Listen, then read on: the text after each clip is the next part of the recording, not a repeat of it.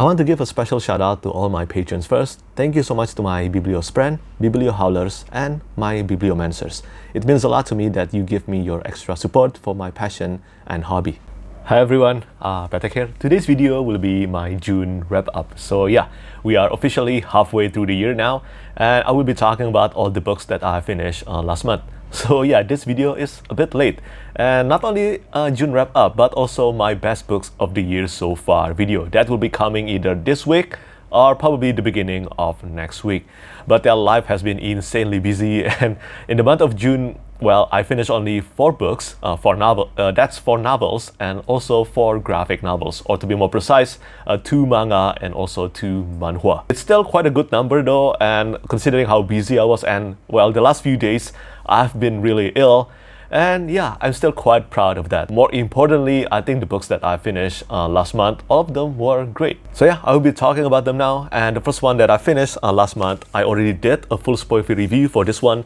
This is The Adventures of Amina, al-Sirafi by Shannon, Chakraborty. This is the first book in the Amina, al-Sirafi trilogy. And as I said, I already did a review for this on my YouTube channel. So if you want to know my full thoughts regarding The Adventures of Amina, al-Sirafi, you can check out that video review. But for this one, this was my first time reading through anything by Shannon Chakraborty. I haven't read the Devaba trilogy by her yet. I have attempted reading The City of Brass a long time ago, but I haven't finished it. I definitely need to give it a try again because I heard the trilogy improved so much on the second book, and then of course the third book as well.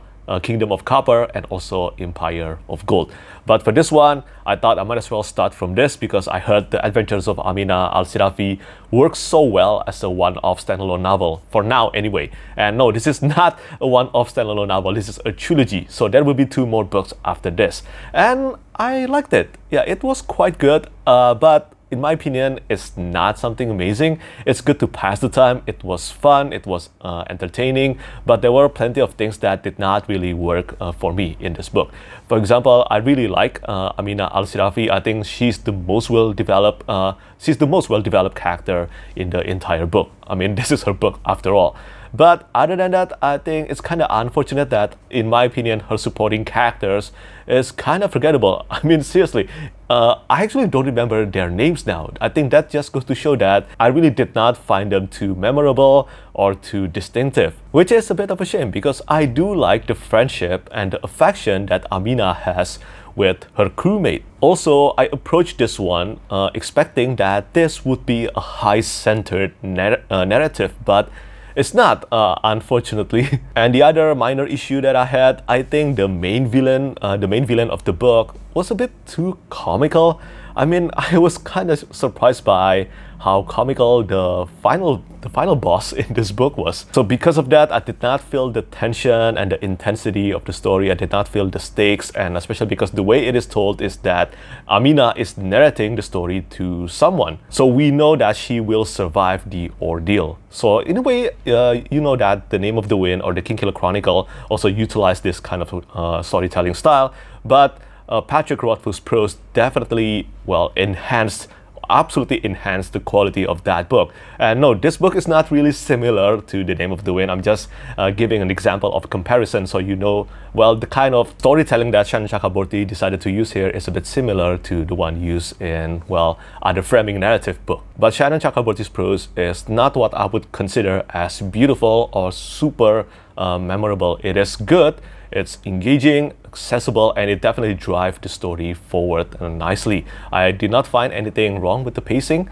but yeah, I think overall I just like this one. Again, if you want to know my full thoughts regarding Amina al-Sirafi, make sure to check out my full review on the book. And for the remaining 3 books in the series, for the first time I think in my YouTubing history, I haven't finished writing my full review for any of these books. So you just have to bear with me, bear with my spontaneous thoughts here. But the next book that I finished after The Adventures of Amina al-Sirafi was The Stone of Farewell by Ted Williams. This is the second book in the Memory, Sorrow, and Thorn trilogy.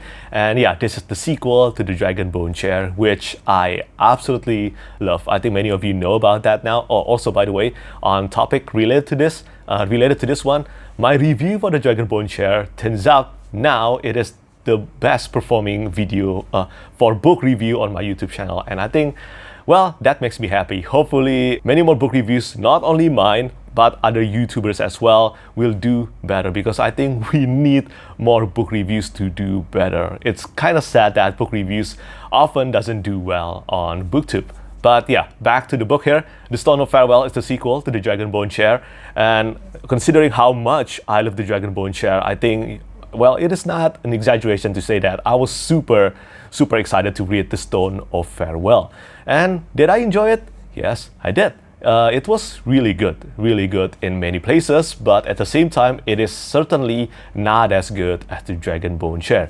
The main issue for The Stone of Farewell can be carried down to one reason. It is a middle book syndrome. So you know how it is in an epic fantasy trilogy. The majority of the book usually is spent toward making sure the characters are in the right places before we reach the third and the final book of the trilogy. That's pretty much what really happened in The Stone of Farewell. So there were plenty of sections that, well, it became kinda a bit of a slog to me, especially the M and M. That's what I called these two characters, the M and the M. Miriamel and also Megwin. Megwin in particular definitely bogged down the book for me.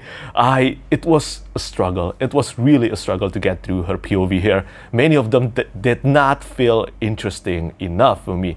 Although we do get to learn a lot about the world building, quite a lot about the world building in the Ostenard saga here, and that's exactly why I think many moments and many scenes in The Stone of Farewell would work so much better on second read after we have finished reading the entire trilogy up to Memory, Sorrow, and Thorn. I think Ted Williams is preparing a lot of things here in order for them to be explored and also to make To Green Angel Tower even better. Yeah, so this is kind of like a installment designated to be a foundation for To Green Angel Tower to explode. At least that's what I hope anyway. I haven't read To Green Angel Tower yet, but many events here, many moments really felt that way to me. Like, for example, for Miriamel, I mean, she spent so much time on a boat here, and I'm already not a fan of seafaring in the first place. And almost the entirety of her plot lines, I think at least half of her storyline took place on the boat. And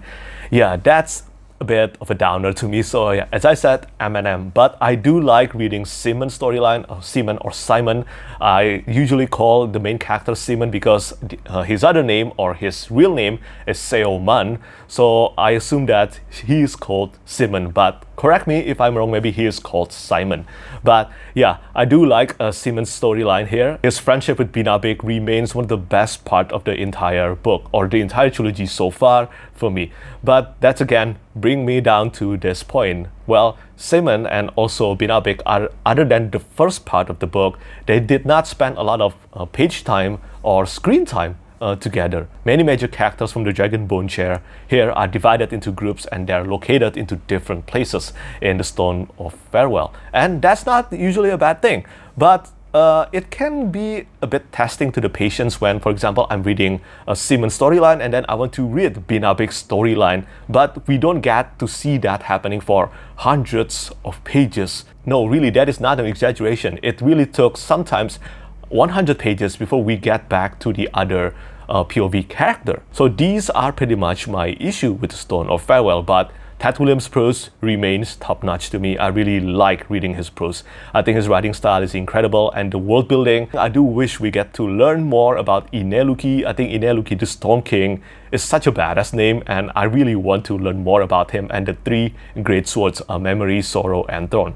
And speaking of Memory, Sorrow, and Thorn, we did actually learn about Memory. I will not spoil you, but I felt stupid because I really should have predicted when the revelation actually came on where Memory is. I was actually kinda surprised, and I laughed at myself because I really thought, what the? I really should have seen this coming. But you know what? I think that just goes to show that despite some issue that I had with the pacing here, I was still immersed with Ted Williams' writing and storytelling. And again, I think this would work better on reread, and I'm very excited to read To Green Angel Tower, the third and final book in the Memory, Sorrow, and Thorn trilogy. I'm still not sure whether I will be diving into The Last King of Ostenard, the second series in the Osten Art Saga within this year or not, but I'm excited anyway. Hopefully To Green Angel Tower will be the best of the entire trilogy. In the end, I still gave Stone of Farewell a 4 out of 5 stars rating. It is still a great book despite some issues that I had with it. And then the next book that I finished after Stone of Farewell, it was Farilane by Michael J. Sullivan. This is the second book in the Rise and Fall trilogy. And yes, this means that I have read everything by Michael J. Sullivan. I know that's a lot of books. I think, if I'm not mistaken, this is book number 18 by him that I've read. Yeah, insane, right? The only book by Michael J. Sullivan that I haven't read is Ashura Hadon, the third and the final book in the Rise and Fall trilogy. And I will read that hopefully within this month. But back to this one. Farilane is the sequel to Nolin, even though, again, at the front of the book, it is written that you can start your journey. If you haven't read anything by Michael J. Sullivan from this book, you can start your journey here. Do not do that. Please do not do that. I think you have to read at least the Legends of the First Empire and also Nolin. Yes, technically this book works as a standalone novel. Again, yeah, it technically works like that, but there are so many foundation, there are so many characters, background, and so many details that were established in the 6 books in the Legends of the First Empire and also a Nolin that enhanced my reading experience of Farilane way too much to ignore. Too much. I mean, for example, Kile. Kile is a major character, Kile or Kyle. Kile is a major character in Farilane, and just from reading that name, I was already super entertained. I was already excited because I know who Kile is. Kile is a major character in the entire world of Elan. Elan is where Legends of the First Empire, the Rise and Fall trilogy, and all the Varia books, all of them takes place in the world of Elan.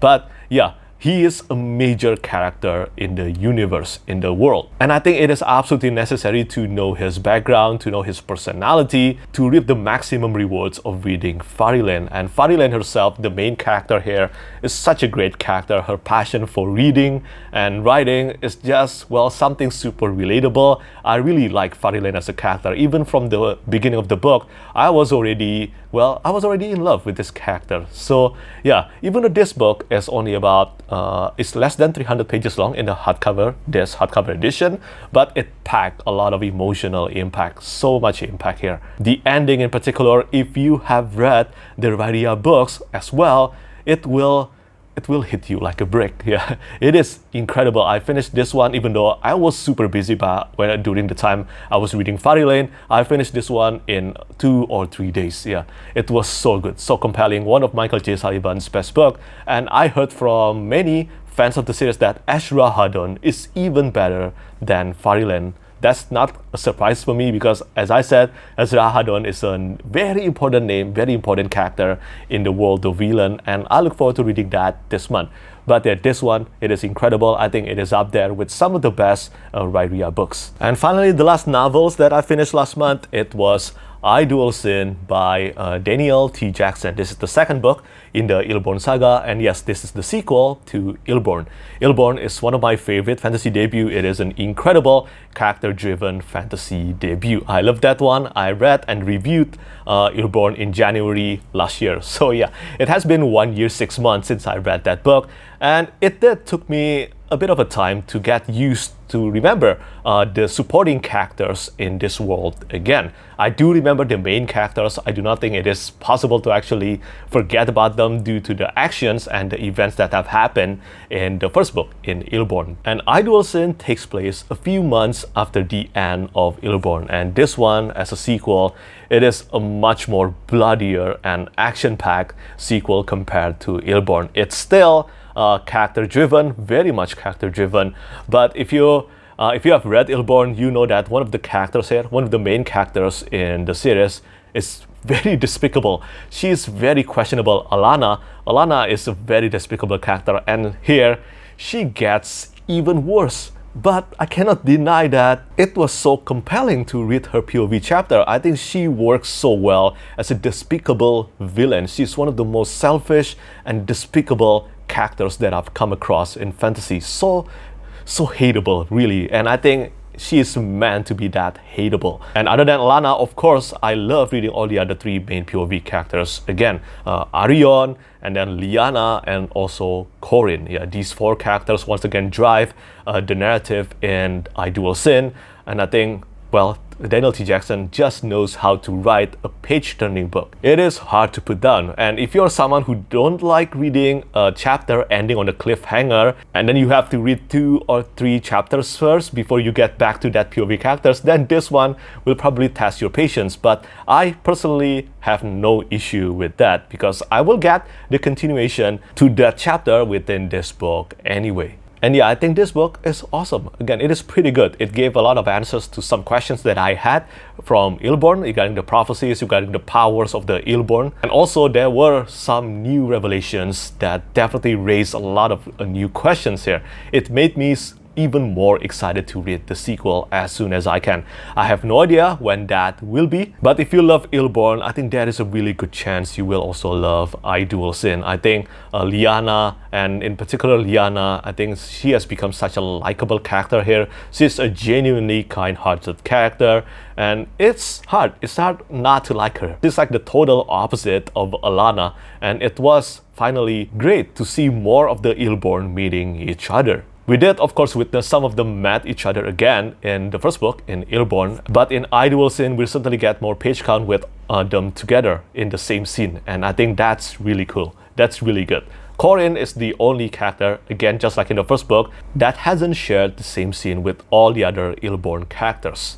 Understandably, because he's located in a much more faraway place compared to the other 3 main POV characters. And also, I will not mention the name, but he's the characters that has appeared briefly in Ill-Born. And here he has become a prominent character, a prominent supporting characters, and the revelations that were given through his character was really well done. And it was unexpected in a good way. I initially thought that this character would become one of the main villains in Ill-Born Saga, but as it turns out, it wasn't really the case, and I think that's really, really cool. I think it was really well done how Daniel T. Jackson did that. So yeah, again, I love Ill-Born, I love Aiduel Sin. I think it is safe to say that the Ill-Born Saga has become one of my favorite ongoing series right now. There's only 2 books left now. Hopefully it won't be too long before I get to read the 3rd book in the series. But before that, again, well done to Daniel T. Jackson for crafting another incredible book. So that's all the 4 novels that I finished last month. Yeah, that is not a huge quantity. As I said, ever since I started my own booktube channel, I usually finish only about 4 up to at most 8 books per month. That's really the most already. 8 novels per month, not counting manga and manhwa. So on top of 4 novels, I managed to finish 4 manga or manhwa. And the first 2 manga that I finished, I think some of you might know about this already. I finished reading the first 2 volumes of Monster by Naoki Urasawa. Yeah, this is a second read after more than a decade. I cannot even remember when was the last time I actually read Monster. And I forgot so many stuff on Monster. It's pretty much almost like the first time I read through it again now, because I just don't remember too much of the characters of the story, pretty much almost everything really. I only remember the main character, Dr. Tenma, and also, well, the main villain, Johan. That's really the only 2 characters that I remember from Monster.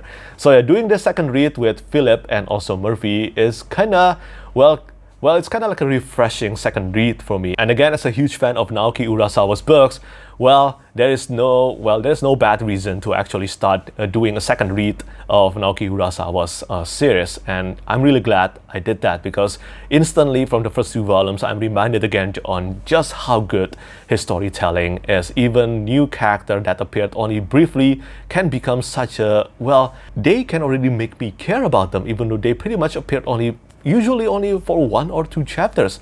And that's how good Naoki Urasawa is at crafting characters. The first 2 volumes deals heavily with the themes of morality and justice.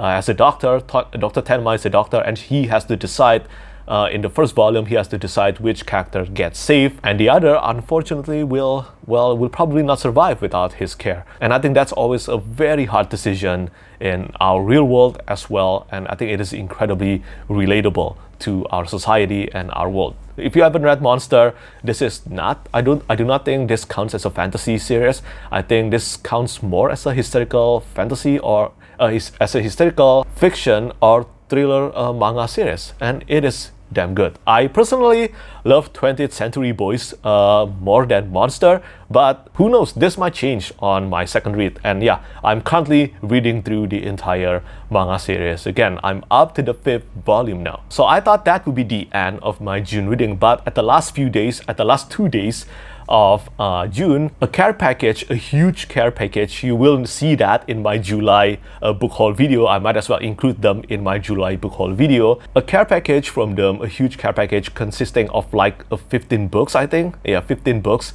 came, and well, I decided to read 2 manhwa published by Yen Press. And the first one was Tomb Raider King. So this one, I think it should be suitable to those of you like me who love Solo Leveling but do not expect that this would be as amazing as Solo Leveling. To be fair, it is hard to find a manhwa series with the same kind of premise as good as Solo Leveling. I think Solo Leveling has, well, it is the manhwa that actually sparked many manhwa of similar premise to be created, to be published. And this one is a bit similar to that, but I do not think the main character is as likable as Sung Jin-woo. Sung Jin-woo is the main character in Solo Leveling, yeah, but the main character so far from the first volume is not as likable as Sung Jin-woo. The artwork is quite good, but it is not as amazing, again, as Solo Leveling. Here, let me show you one big panel here. Yeah, something like this. It's still good. It's still pretty good though, because it is again adapted by Red Eyes. Red Eyes is the company that was responsible for adapting Solo Leveling, for illustrating Solo Leveling. So yeah, obviously it will have some similarity with Solo Leveling. I keep on saying that, but I hope if you have read the manhwa, you will know what I'm talking about. And finally, the last manhwa and also the last book that I will be talking about today is again another book sent by Easy Press, and it is The World After the Fall by Undead Gamja. And again, this one is adapted as well by Red Eyes Studio. And yeah, the artwork, this one is certainly better than the one in the Tomb Raider King. This one is actually pretty amazing. Take a look at this artwork. Look, yeah, it is beautiful. And there are many scenes here that definitely stunned me because they are so well illustrated, like this one. And hopefully that's not a spoiler. Yeah, I don't think that's a spoiler. But again, similar to what I just said earlier, if you love Solo Leveling, I think there is a good chance that you might enjoy this one. I certainly enjoyed The World After the Fall more than Tomb Raider King. So the premise is that suddenly, out of nowhere, a lot of towers appeared in many cities around the world. Some potential participants suddenly have this kind of game lock appearing in their, well, at the front of them, and they have the option to choose whether they want to enter the towers or not by yes or no. If they choose yes, well, they don't know what will happen back then, but after they choose yes, they will enter the tower, but those outside the tower, all of them will be obliterated. So to save the world, it is all up to them who are inside the tower, the survivors inside the tower who chose yes. And of course, the main character is one of them. It is a very action-packed book. I am certainly interested to find out what's going to happen next. Definitely love the artwork and the art style inside this. Love it very much, actually. Hopefully, again, as I constantly said, if I'm reading a manga or manhwa, I expect the book or the series to get good only after a few volumes, not instantly from the first volume. And hopefully that will happen in The World After the Fall. So to Easy Press, to Yen Press, thank you so much for sending me a copy of The World After the Fall, and also Tomb Raider King and many other books. I will certainly get around to reading them, and yeah, it means a lot. As for my favorite book of the month, I think it will have to be a tie between Farilane and also Aiduel. I cannot really decide which one I love more between the two of them right now because I haven't read my full review for the two of them. So for now, I know that I only read 4 books, 4 novels in the month of June, but I'm going to choose the 2 of them as my favorite books of the month. So yeah, that's pretty much it for me today. Do let me know how many books you finished last month. Let me know your thoughts on the books that I finished in the month of June. As always, thank you so much for watching, and thank you for your support. Bye bye. Lastly, I want to say thank you so much once again to all my patrons who keep on supporting me.